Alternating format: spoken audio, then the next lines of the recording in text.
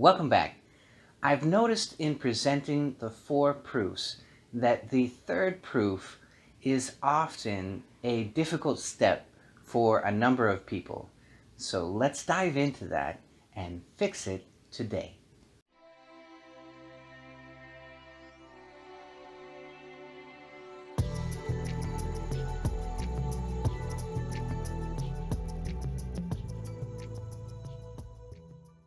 So let's first of all talk about the 4 proofs. And this is a quiz.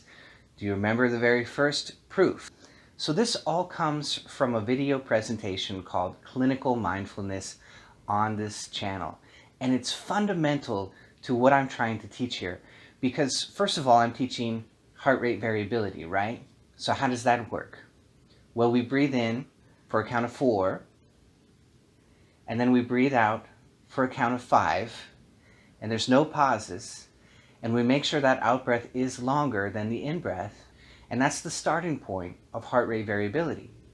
If that isn't quite comfortable, if that's too fast, then we move on to 5 seconds in, 6 seconds out, and then maybe 6 seconds in, 7 seconds out.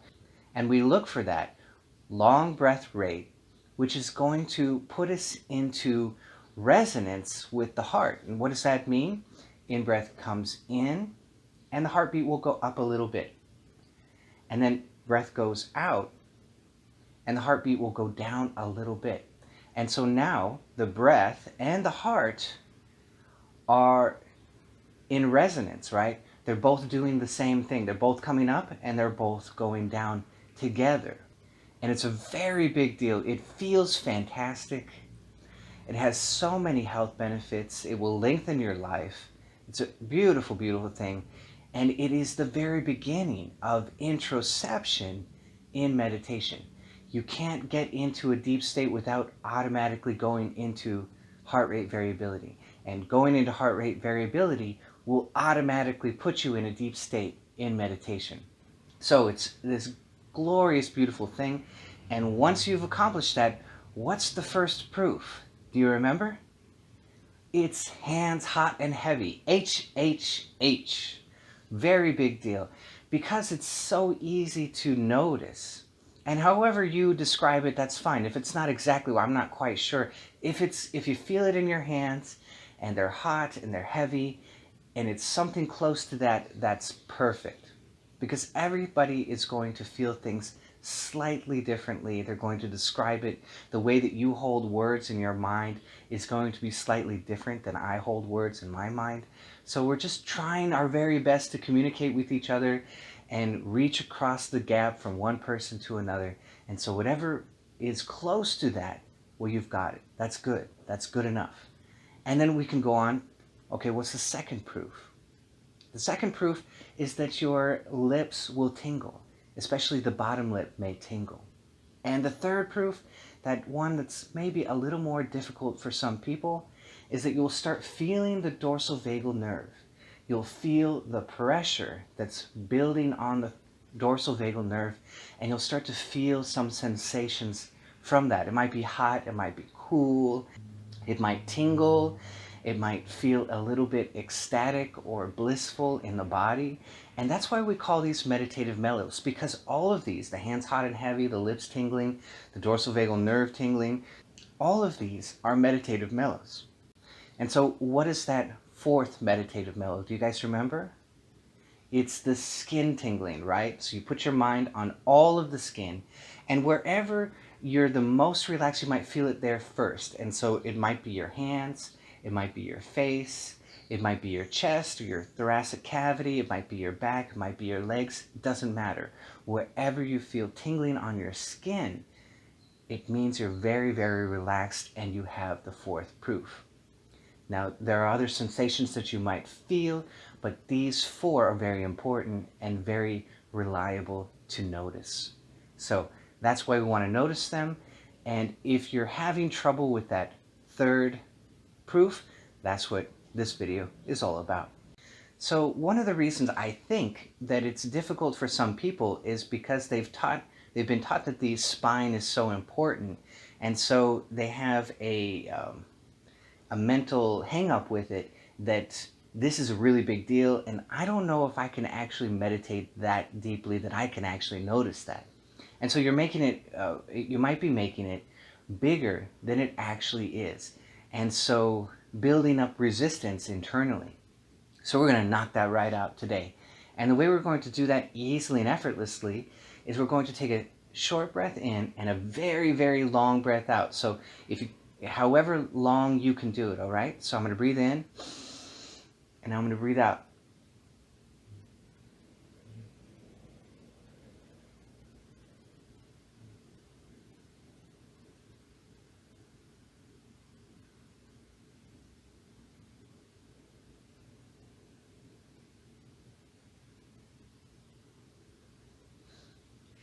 And what's happening internally when you breathe out is that your diaphragm comes up.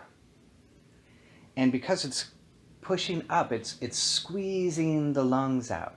And as that happens, there's increased pressure on your thoracic cavity. And if you can imagine, that pressure is just pushing everything, squishing it right up against your spine as you breathe out. All that pressure is just squishing everything in your chest right up against your spine. And right up against your spine is that dorsal vagal nerve. This is part of the vagus. The vagus is Latin for the wanderer. Isn't that beautiful? And they're saying that because it wanders all over the body. And the two aspects which are very important to us are the dorsal vagal aspect and the ventral vagal aspect. The ventral vagal comes up the front of the body, and the dorsal vagal is right up against that spine. And when you breathe out, everything in there, in your chest, is being pushed right up against that dorsal vagal nerve. And that's what stimulates it. So we're going to really, really feel that. This is just an exercise. This isn't a meditation per se. This is just an exercise to really get into the dorsal vagal nerve. Really try and feel just that. All right? So let's breathe in really short and breathe out as long as we possibly can. We're going to do 3 of these in a row. If you can do more, great. If you can't, that's fine. But for our purposes, we're just going to do 3 in a row. We're going to breathe in and breathe out.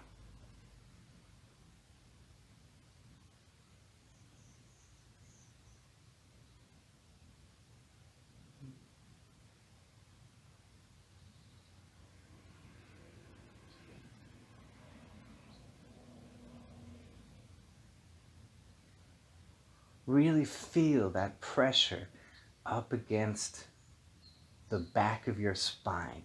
Try and intercept on that. Just put yourself back there and just feel all that pressure. Open your mind. Don't try and look for 1 or 2 or 3 things. Just open your mind and experience what is as you experience that pressure. All right, breathe in. I'm moving around. Try and sit very still so you can really notice what's going on.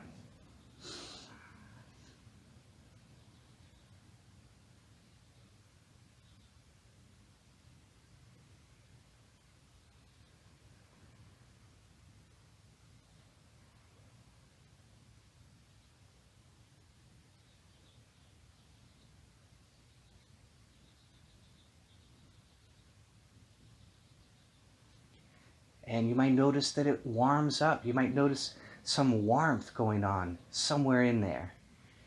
And then you might notice some coolness going on in there somewhere too. So just notice whatever you notice. It doesn't have to fit any other preconceived idea. Just notice whatever you notice. Just notice what that pressure is doing to you. Breathe in. Breathe out.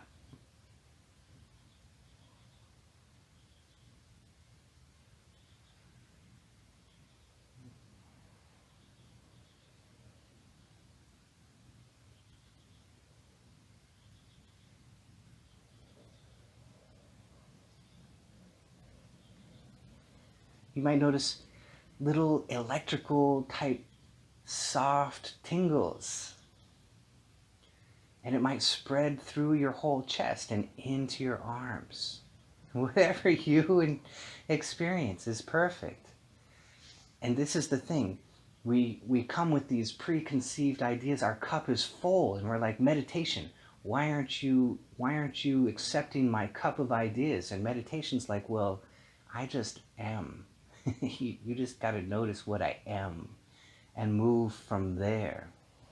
And so there's often this language barrier between, we got these ideas, and then there's meditation is this other thing, right? So let all that go. Just pour it out for a moment and just notice what actually is. You want to try this again? Let's do it again. Breathe in, breathe out.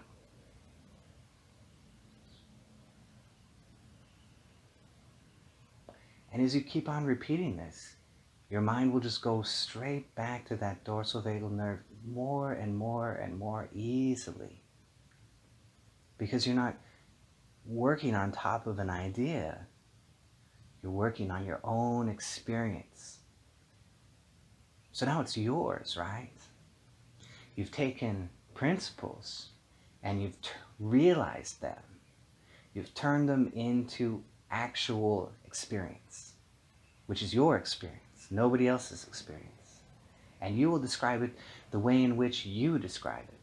Hopefully it's similar. We're looking to match up with a map that has road signs, but exactly how you wander down the trail will be particular to you. That's why there's a beautiful quote from the Buddha that he who's conquered his conquest, no one can ever conquer his conquest again. Because it was his road. He walked down it alone. Maybe he had a guide, maybe he had road signs, but walking it and experiencing walking down it with his own psychology and his own problems and his own challenges, that was his own journey. That's your own journey. So it's going to, you got to describe it in your way. Use the road signs, use the guides, but describe it in your own way because it will be a little bit particular to you. Breathe in, breathe out.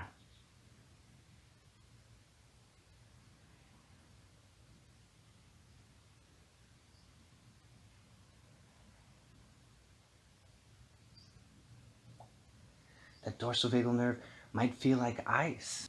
It might feel very warm, tingling, pressure. Just notice what the pressure is doing to you. Very easily, very effortlessly, no strain. Just notice. Be curious and notice. That's a beautiful attitude in meditation. A little curiosity and just notice what is. And so we're opening up, which is more of the right brain, rather than being like this, which is the left brain, right? So if you think you can do 5, let's do 5 in a row.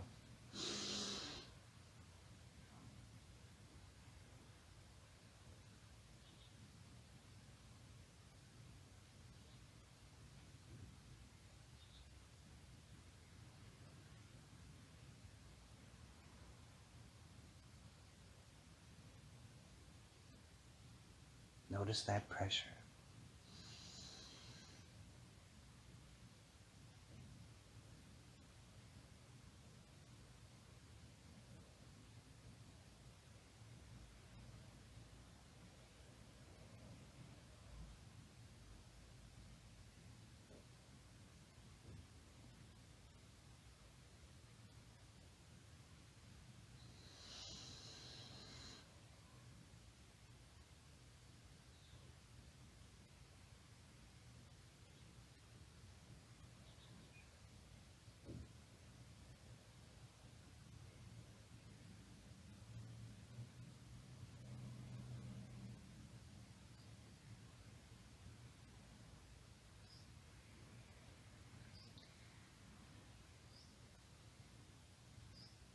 Other parts of the body might have a reactionary response.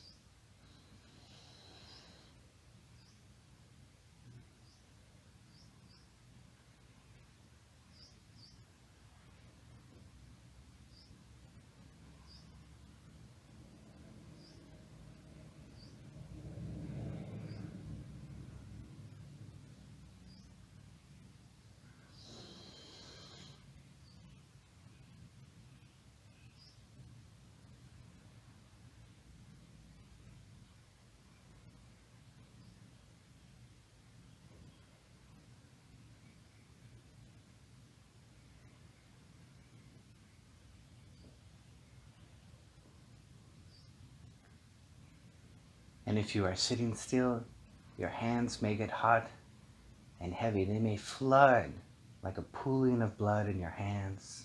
Feels very warm. Your whole body may begin to relax and feel that sensation. And you may feel yourself getting kind of sucked into that dorsal vagal nerve. It kind of pulls you in, which makes meditation very easy. And that's the whole point, isn't it? Use the body to affect the mind. You may begin to trance out. And most wonderfully, you may feel a very soft, tingly, blissful feeling throughout the body. It may start in that dorsal vagal nerve and just spread everywhere. And now you have the meditative mellows. And now you can continue to cycle your mind periodically through those 4 proofs.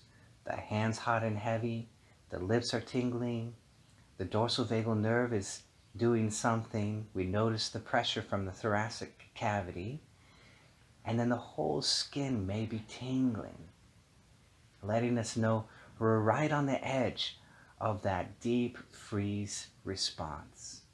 So I hope you try that out. I hope you'll give these long breaths a try. Just a short in-breath and a long out-breath, no pauses.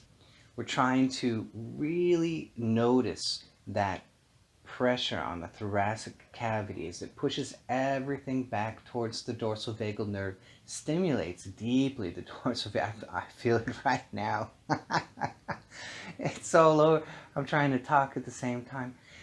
It really maximizes the pressure on the dorsal vagal nerve so you can notice it and begin to get some of those meditative mellows from it. It's not that hard. It happens automatically. It's just like everything else.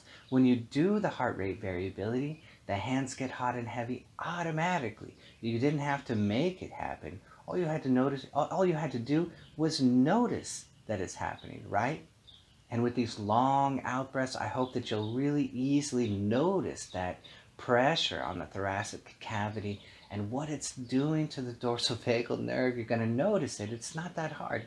It's easy. Don't build up resistance. Just make it easy and effortless. And you will. You will. I know you guys are going to get this. You guys are so great. All of you, you comment and you leave comments and you tell me your progress. And I'm just ecstatic for you guys. I'm just so proud of you. You guys are awesome. So I hope you love this. If you did, hit that bell down below so I can see you all next time. All right?